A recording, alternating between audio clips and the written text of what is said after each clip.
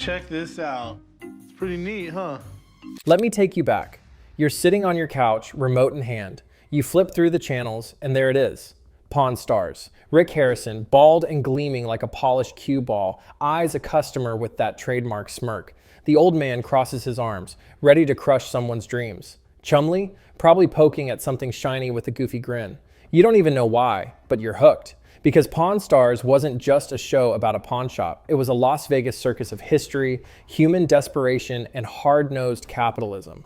One minute, someone's bringing in a Revolutionary War musket. The next, it's a signed Beatles album. Led Zeppelin 1 signed by the full band. By the full band, I only see one. You're watching strangers argue over a rusty tin sign like it's the freaking Mona Lisa. And we loved it. Why? Because it felt real, or at least real enough. The haggling, the stories, the expert appraisals, all wrapped in the glittering promise of finding hidden treasure in a back alley pawn shop. It was the perfect storm of chaos and charm. It was Antiques Roadshow for people who wanted more sass, more sark, and way more best I can do is $50. In peace. Well, thank you for coming in. So I can offer you a bag of Doritos for it. Come on, man. For a few glorious seasons, Pawn Stars was television crack. Addictive, unpredictable, and just self-aware enough to let you in on the joke. But here's the twist. That golden era, yeah, it didn't last. All right, let's rewind the tape. Before Pawn Stars became the reality TV monster we know today, it was just a small family business. Literally. The year? 1989. The place? Las Vegas, Nevada. The shop? Gold and Silver Pawn, opened by Rick Harrison and his dad, Richard the Old Man Harrison. Fun fact, Rick dropped out of high school in 10th grade. Not exactly the blueprint for global fame, right? But Rick had the ultimate hustle mindset. He knew how to buy low, sell high, and most importantly, he knew that everything has a price. In the 90s, the pawn shop grew, but the real jackpot didn't hit until 2009. That's when the History Channel came knocking. They were looking for a reality show with history, personality, and a touch of chaos. What can I help you with? I got a gold coin I think you might be interested in. Enter Pawn Stars. Now let's be clear, this wasn't just some throwaway cable show, it was part of a golden era of reality TV. The late 2000s gave us American Pickers, Storage Wars, Hoarders, a lineup of shows that made you feel smart, even as you watched people scream over piles of junk. And Pawn Stars? It stood out, because it didn't just show people buying and selling, it gave you context. Suddenly, that old revolver wasn't just an old revolver, it was a piece of Wild West history. That vintage Coca-Cola machine wasn't just rusty metal, it was a symbol of 1950s Americana. Rick, the walking encyclopedia, would drop random historical facts like this coin was minted during the reign of Augustus Caesar, the first Roman emperor, and you'd sit there on your couch nodding like, huh, I just learned something today. It was the perfect formula, a quirky family dynamic, a parade of weird, fascinating objects, a light sprinkle of educational trivia so you could justify binge watching. By 2011, Pawn Stars was pulling in over 7 million viewers per episode. Think about that. A show about a pawn shop beating out scripted dramas, comedies, and primetime hits. Rick Harrison, Chumlee, Corey, and the old man became pop culture icons. They did commercials, talk show appearances, even guest spots on The Middle and iCarly. Yes, iCarly. That actually happened. Hey, Chief, I want to pawn my wife's watch. As soon as I'm done with this customer. For a while, it felt like nothing could go wrong. People lined up around the block just to visit the shop. Merchandise flew off the shelves. There were bobbleheads, t-shirts, mugs, you name it. The show wasn't just documenting the pawn business, it was building an empire. Rick himself summed it up best in an interview. I never expected any of this. I just wanted to make a living, and suddenly we're on top of the world.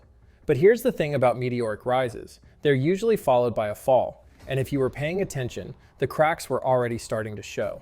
At first, we didn't notice. We were too busy enjoying the show, too busy watching Chumlee get roasted or Rick drop historical trivia bombs. But then, little things, tiny shifts. The deals started feeling too perfect. The negotiations, suspiciously smooth.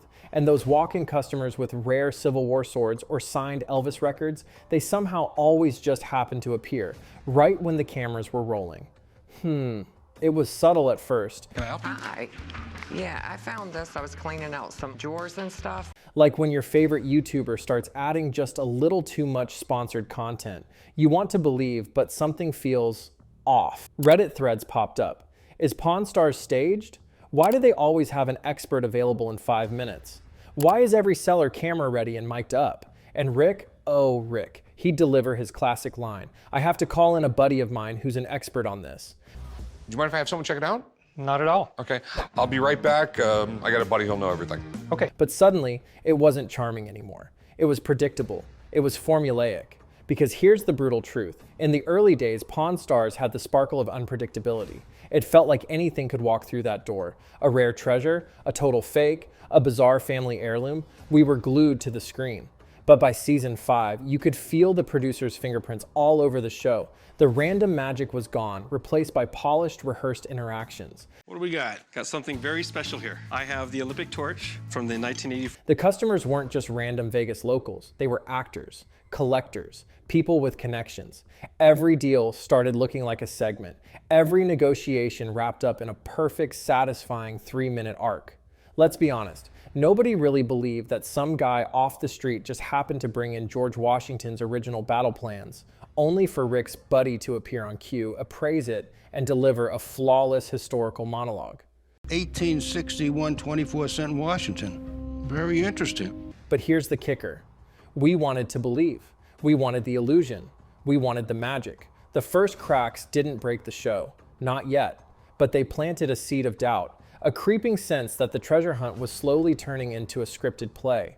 And worse, the family dynamic, the heart and soul of the show, started to shift. The old man, once the grumpy backbone of the shop, appeared less and less. Corey and Chumlee, once the goofy little brothers of the operation, began flexing their "I'm a businessman now" muscles. Rick, the lovable negotiator, slowly morphed into a polished TV personality.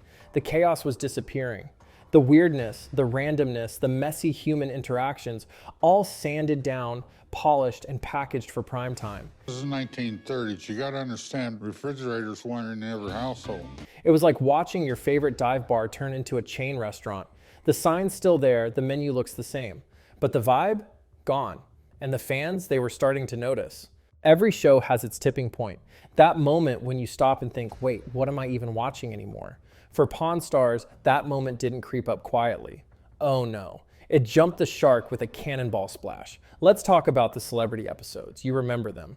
When Bob Dylan casually walked in to get his guitar appraised, or when Steve Carell swung by to, buy a vintage stapler? The hell is that supposed to mean? What do you mean a lot shorter? Suddenly, Pawn Stars wasn't about pawn deals. It was a celebrity cameo parade. And sure, you could argue, hey, they earned it. They're famous now. But here's the problem. When your reality show about everyday people starts booking A-list walk-ons, you're no longer telling the story of a pawn shop. You're telling the story of how famous your show became. It's like if The Office had suddenly done crossover episodes with the Avengers. Putting on the hard sell here. I was sold already. Cool? Maybe. Necessary? Not at all. And then came the spinoffs. Pawnography. Yes, you heard that right. A literal game show spinoff where contestants answered trivia questions for pawn shop prizes. It was like Jeopardy, but if Alex Trebek was replaced by Rick Harrison in a leather jacket, there was Pawn Stars UK. Because apparently the British were desperate for their own version of Best I Can Do is 50 pounds. Oh yeah.